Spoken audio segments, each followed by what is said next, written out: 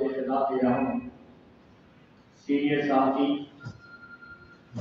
اور جسارت سے بھی وقت کر رہے آج چینل پہ میں درخواست گزار ہوں محترم عطا محمد رسول صاحب سے کہ تشریف لائیں اور اس موضوع پر گفتگو کریں. محترم عطا محمد رسول.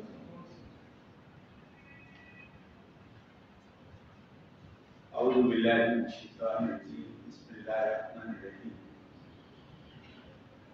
عزیزان محترم، مکہ کی سرزمین کے بارے میں کہا جاتا ہے کہ یہ وہ مقدس مقام ہے جسے زمین کی پیدائش سے تقریباً 2000 سال قبل اللہ نے وجود بخشا. پھر اس کے نیچے سے اللہ نے اپنی قدرت سے زمین بچھا دی. اس سرزمین پر حضرت ابراہیم علیہ السلام نے اللہ کا پہلا گھر قائم کیا. اس شہر مکہ میں ہمارے پیارے نبی حضرت محمد صلی اللہ علیہ وسلم پیدا ہوا. یہاں مارکہ خیر و شر برپا ہوا. اللہ کے رسول نے ہجرت بھی کی، جنگیں بھی لڑی اور فتح مکہ بھی پائی. کعبے کی کنجیاں بھی ان کے ہاتھ میں آئیں. اسی طرح سے ارض فلسطین ہمارے لیے مقدس و محترم ہے. اسے ہر اعتبار سے اولویت حاصل ہے. انبیاء کرام علیہ السلام کی کثیر تعداد یہاں مبعوث ہوئی. مسجد اقصی مسلمانوں نے عالم کی 3 عبادت گاہوں میں سے ایک ہے. مسجد اقصی دنیا کی دوسری مسجد ہے جو کعبہ کے بعد تعمیر ہوئی. مقدس اور محترم اس لحاظ سے بھی ہے کہ اس میں رحمت للعالمین نے تمام انبیاء کی امامت فرمائی. یہاں سے آپ معراج پر تشریف لے گئے. یہی وہ مسجد ہے جس کی طرف رخ کر کر نماز پڑھی جاتی ہے. یہی وہ ارض مقدس ہے جس کی جانب موسیٰ علیہ السلام اپنی قوم کو مصر سے ہجرت کر جانے کو کہا. حضرت لوط علیہ السلام، حضرت ابراہیم علیہ السلام نے عراق سے اسی سرزمین کی جانب ہجرت کی جس میں دنیا والوں کے لیے برکت ہے. یہ عرض سے متفرد ہے کہ اس کی گود میں نبیوں کی ایک لمبی فہرست ہے. احادیث سے یہ ثابت ہے کہ حضرت ابراہیم، حضرت لوط، حضرت موسیٰ اور دیگر انبیاء علیہ السلام کی قبریں یہاں موجود ہیں. حضرات گرامی، سرزمین مقدس و محترم ہوتی ہیں. ان کے حصول کے لیے جنگیں لڑی جاتی ہیں. اللہ نے دنیا کے ہر خطے اور مقام کی اہمیت رکھی ہے. کچھ سرزمین ایسی ہوتی ہیں جن کی قسمت میں عزت و شرف لکھ دیا جاتا ہے. سندھ کو یہ اہمیت اور مقام بھی اللہ ہی نے بخشا ہے کہ یہ بر صغیر میں باب اسلام کے منصب پر فائز ہو. اللہ کے دین اسلام کا دروازہ ہے اور اس خطے میں اسلام کی آبیاری اور فروغ میں اس سرزمین نے اپنا کردار ادا کیا ہے. کسی قوم کی تعمیر میں اس کا وطن، اس کی جائے سکونت، اس کے آباء و اجداد کی وراثت بہت اہم کردار ادا کرتی ہے. یہ شان سندھ کے حصے میں آئی ہے کہ یہ باب الاسلام کے طور پر مشہور ہوا. راجہ دائر کو شکست کی ایک ایسے نوجوان سے ہوئی جس کی عمر صرف 17 سال. پھر اسے سندھ میں بہت مختصر عرصے یعنی 4 سال کے مدت میں کام کرنے کا موقع ملا. صرف 4 سال.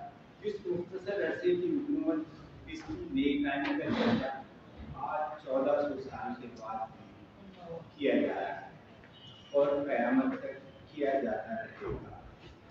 محمد بن قاسم کا یہ احسان ہے کہ اس نے سندھ میں اسلام کا پیغام پہنچایا.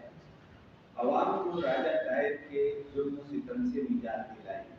اسی کا یہ احسان ہے کہ ہندوستان میں جو تحریکیں اسلام کے حوالے سے چلی ان کا مرکز و محور سندھ رہا.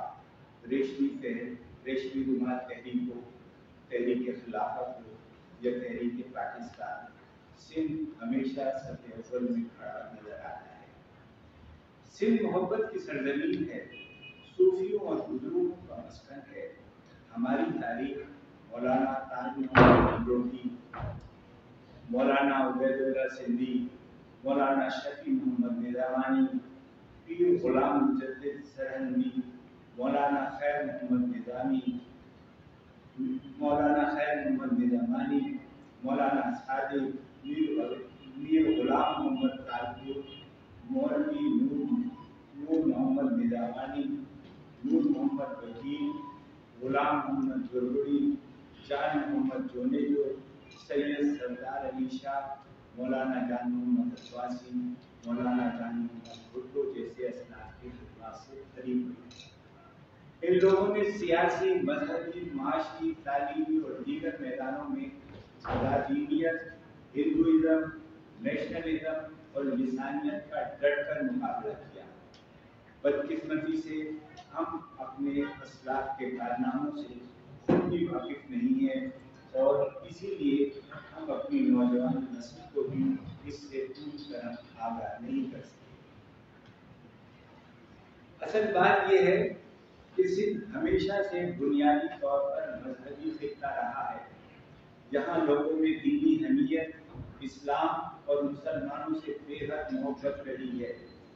सिंध का दीनी मिजाज ऐसी हकीकत है जिससे कोई इनकार नहीं कर सकता। अगरचे इस वक्त ये महसूस होता है कि सिंध में मजहबी तशद्दुद और दीनी मिजाज पर दूसरा रंग गालिब आ गया है, लेकिन अगर आप गांव देहात में जाएं, लोगों से मिलें, उनके जहनों का मुताला करें, तो ये बात नजर आएगी कि सिंध के लोग आज भी पहले की तरह अपने दीन से मोहब्बत रखते हैं, दीन की तड़प रखते हैं, इस्लाम से गहरी वाबस्तगी रखते हैं। असल मसला ये है कि दीनी शऊर के लिए दीन की सही तालीम और तरबियत का इंतजाम नहीं किया जा सका। आज भी इसकी शिद्दत से जरूरत है। 1920 में सिंध ने खिलाफत तहरीक में जिस अंदाज में हिस्सा लिया और कुर्बानियां दी, वो सिंध के अवाम, इस्लाम और मुसलमानों से मोहब्बत का भरपूर इजहार है। हजारों अफराद ने अंग्रेजों के खिलाफ हिजरत की, मसाइल और मुश्किलात से दो चार हुए। हिजरत के पहले काफिले में 700 सिंधी मुसलमान लाड़काना से रवाना होते हैं, जिनमें 100 खवातीन और छोटे बच्चे शामिल थे। रईस जान मोहम्मद ने इस खिलाफत तहरीक के लिए अपनी एक तकरीर में कहा था, खुदा की कसम, अगर अंग्रेज पूरा यूरोप हमारे हवाले कर दे तो भी हम खिलाफत की गुलामी छोड़ने पर तैयार नहीं है। हमारे लिए खिलाफत की सआदत ऐसी अजीम सआदत है कि दुनिया जहां की बादशाहत भी इसके मुकाबले में है। जरूरत इस बात की है कि कराची और दीगर शहरी इलाकों के लोग गांव देहात में जाएं, वो चंद दिन लगाएं, वहाँ के आम लोगों की मुश्किलात, मसाइल, गुर्बत, तंगदस्ती का मुशाहिदा करें, उनकी दस्तगीरी करें, उनकी मदद करें। सिंध हमेशा से मोहब्बत की सरजमीन है, इसकी बोली बहुत मीठी, लेकिन अफसोस हमने इसे सीखने की कोशिश भी नहीं की। अशफाक अहमद ने कहीं लिखा था, सुबहाने, जो सुबह के लिए सिंधी में लफ्ज़ बोला जाता है सुबहाने, तो सुबहाने में कितनी मिठास है, सुबह की पूरी हलावत इसमें मौजूद है। अल्लाह से दुआ है हमारी नई नस्ल इस्लाम, पाकिस्तान, बाबुल इस्लाम सिंध धरती से मोहब्बत और इसकी तरक्की और तामीर का जज्बा